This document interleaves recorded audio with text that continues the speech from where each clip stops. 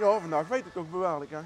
Ja, Maar ik hoop dat we dat zondag niet hebben, want anders dan, wordt het toch nog wat moeilijk voor de shutters. want moeten we dan heel even wachten als het de hel weet? Ja, dan moet het wel jaar halverwege. Maar hier moeten ze wel met overweg kennen.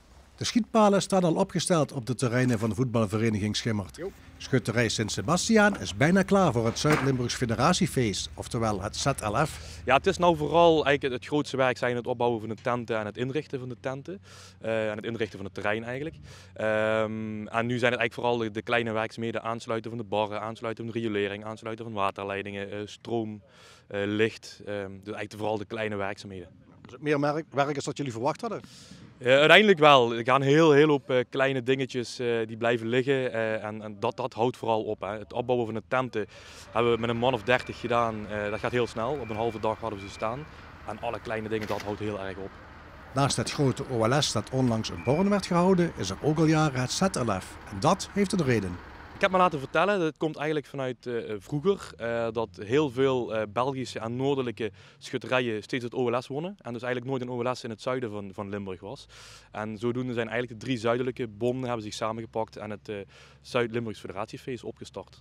Kapelaan Charles Leta kwam donderdag ook naar het terrein aan de Waterkuilsweg. De geestelijke kwam een praatje maken over de inhoud van de Eucharistieviering. Dit stukje door Monique. Dan zouden we de eerste lezing door de koning kunnen laten doen. Leta verheugt zich op het feest dit weekend. Ja, zeker drukke dagen met drukke mensen die hier bij elkaar komen. En wij gaan ook hier trouwens ook Eucharistie samen gaan vieren. Dat vind ik ook leuk. En ja, dankzij onze schutterij Sint-Sebastiaan die ons gelegenheid gegeven heeft om samen in verbondenheid met elkaar de Eucharistie gaan vieren, hier in de tent. Naast de viering komt Leta ook naar de wedstrijd kijken en een beetje meevieren. Ja, die ga ik zeker kijken. Ja, zoiets mag je niet overslaan. Het is wel bijzonder en het gebeurt in ons mooie dorp Schimmert.